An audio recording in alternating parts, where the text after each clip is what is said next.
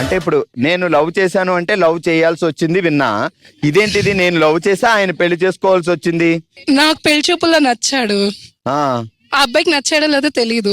అడగలేదు, కనీసం ఆప్షన్ కూడా ఇవ్వలే. మన పర్ఫార్మెన్స్ కి ఆయన పెళ్లి చేసుకోవాల్సి వచ్చింది. ఎలాంటి పర్ఫార్మెన్స్? అసలు ఏమీ మాట్లాడలా, 20 నిమిషాలు తనే మాట్లాడాడు. అచ్చా, ఉద్ధరిచ్చేద్దాం పాపం ఈ అమ్మాయిని. ఆయన ఏమనుకున్నాడంటే ఈ మనిషి చాలా సాఫ్ట్, అసలు శుద్ధపూసని సాంప్రదాయని మాట రాని ఆ మనిషి, అసలు మాట్లాడమే రాదు అనుకున్నాడు. 2 months లో మొత్తం తెలిసిపోయింది. జీవితం. ఏ హీరోయిన్ ఇష్టం బావకి? సావిత్రి. మా అమ్మ ఎక్కడ తీసుకెళ్ళిందండి బాబా ఆయన్ని? మహానటి అడగలేదు మీరు. ఎందుకు? నా పేరు సావిత్రి కాబట్టి. అసలు నువ్వు మోడర్న్ మహాలక్ష్మిలో ఉన్నావు, నీకు సావిత్రి అని అప్పట్లో పాపం ఆస్తులేమి ఇస్తారు అనుకున్నారు, మా నాయనమ్మ పేరు పెట్టేసారు. అచ్చా,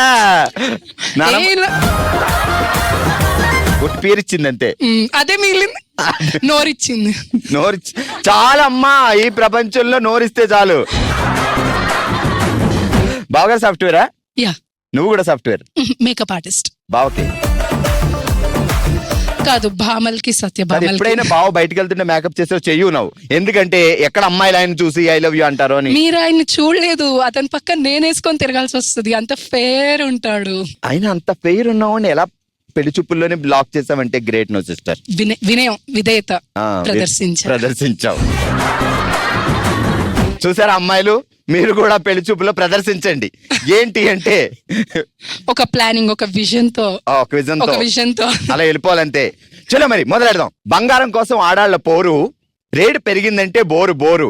ఒకవేళ రేటు తగ్గిందనుకో ఫుల్ హుషారు, జోరు ఫాస్ట్ గా. బంగారం కోసం ఆడవాళ్ల పోరు, రేటు పెరిగిందంటే బోరు, రేటు తగ్గిందంటే జోరు, ఈలతో హుషారు. సూపర్.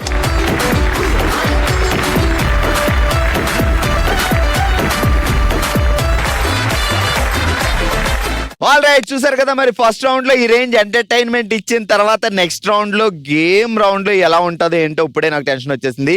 ఇక మొదలు పెడదాం మన సెకండ్ రౌండ్. ఓ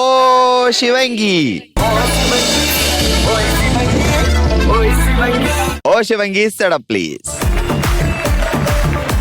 ఆల్రెడీ ఈ రోజు ఓ శివంగిలో మనం ఆడుతున్న ఆట మెల్లమెల్లగా కోయి అనే ఆట ఆడుతున్నాం అనమాట. ఎలా ఆడాలి ఏంటి అంటే, ఇక్కడ ఒక బెలూన్ కట్టాం, సో దానికి ఎందుకు కూర్చొని బెలూన్ ఆడాలి. సో అది ఒక్క బెలూన్ కాదు, దాంట్లో ఇంకో బెలూన్ అలా 6 లేయర్స్ ఉన్నాయి. సో మీకు ఒక చాక్ ఇస్తా, ఆ చాక్ ని ఓపిక చేసి మెల్లమెల్లగా కొయ్యాలన్నమాట. 6 లేయర్లు 1 by 1 కోసారనుకోండి 6 పాయింట్లు వస్తాయి. ఒకేసారి బడక్ అన్నారనుకోండి పాయింట్లు ఏం రావు. ఒకటి తర్వాత ఒకటి అన్నారు అనుకోండి 2 పాయింట్లు. అలా ఎన్ని లేయర్స్ మీరు కట్ చేయగలిగితే అన్ని పాయింట్స్ వస్తాయి అనమాట.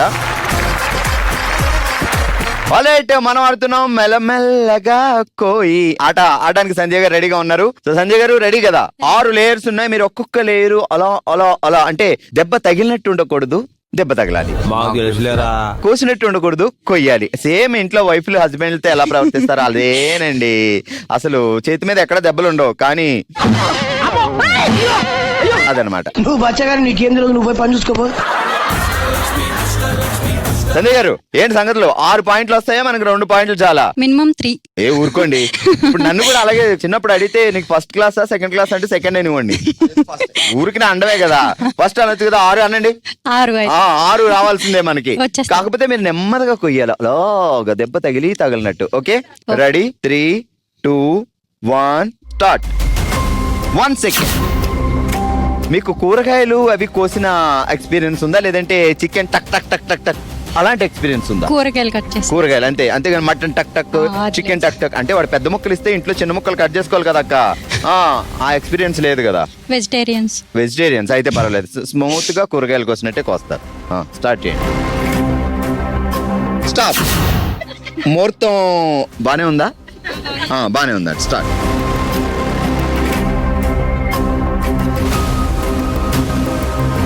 స్మూత్ గా మెల్లమెల్ల. వావ్, ఎన్ని లేయర్స్ వచ్చేసాయి తెలుసా? ఒకసారి 3 వచ్చేసాయి. ఒకటే పాయింట్ వచ్చింది, 3 పాయింట్స్ వచ్చేవి. స్టార్ట్ చేయండి.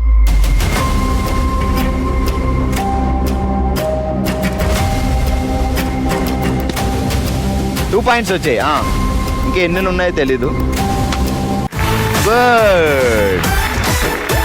ఇందాక ముందే 6 అంటే 6 వచ్చినా అనవసరంగా 3 అన్నారు, చూసారా ఇప్పుడు 3 వచ్చాయి. చెప్పింది చేస్తా కదా, అందుకే 3 అన్న 3 కట్ చేస్తా. ఓకే, గట్టిగా చప్పట్లు. సంధ్య సాధించింది 3 పాయింట్లు.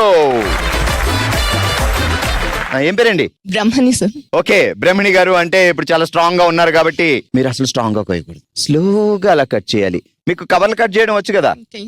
ఎలాంటి కవర్లు కట్ చేస్తారు? Polythene covers. Okay, polythene covers కంటే స్మూత్ గా 6 లేయర్స్ ఉన్నాయి. ఎన్ని పాయింట్లు కొడదాం మనం? 4 or 5. ఎవరో 6 అనరే, నాకే కొంచెం ఆశ ఎక్కువ.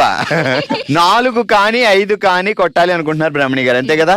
ఇప్పుడు స్టార్ట్ చేయండి. Ready, 3, 2, 1 start. 1 సెకండ్. ఎప్పుడైనా బావగారు మీద హ్యాండ్లింగ్ కి మీరు ఎలాంటి ఆయుధాలు వాడతారు? నేను ఆప్షన్ ఇస్తా. ఆప్షన్ ఏ అప్పడాల కర్ర, ఆప్షన్ బి అట్ల పుర్ర, ఆప్షన్ సి చీపురు కట్ట. ఏది మనం ఎక్కువగా వాడేది? ఏది వాడరా? అయితే పర్వాలేదు, స్మూత్ గానే కట్ చేస్తారు. వావ్, ఆగండి. ఎన్ని పాయింట్లు వచ్చాయి అంటే వావ్, 1 పాయింట్. సూపర్. అదే కూల్గా వేసేస్తామా.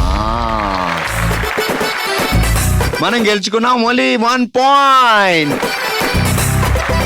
ఆల్రెడీ ఈరోజు ఓషంలో మనం ఆడాం మెల్లమెల్లగా కోయి అనే ఆట. సో మరి విన్నర్ గా నిలిచారు సంధ్య గారు, కంగ్రాచులేషన్స్.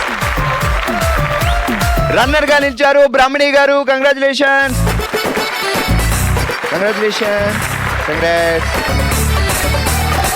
నేను ఈ గేమ్ కి వచ్చేటప్పుడు మా హస్బెండ్ పార్టిసిపేషన్ సర్టిఫికేట్ కూడా ఎవరు అన్నారు.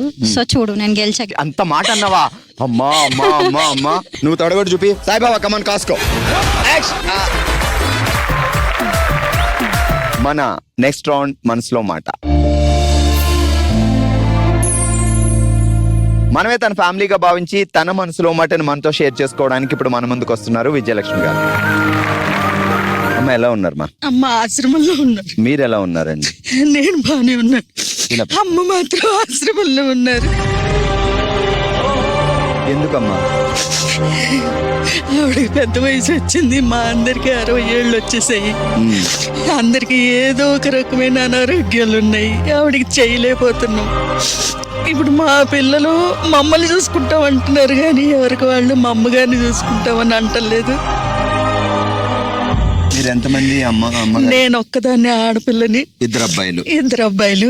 సో అందరికి పెళ్లిళ్ళై హ్యాపీగా మనవులు అంతా సెటిల్ అయ్యారు. ఎవరి ఫ్యామిలీస్ వాళ్ళు బానే ఉన్నారు, కానీ మమ్మే అందరికి ఎక్కువైపోయింది ఈ రోజున.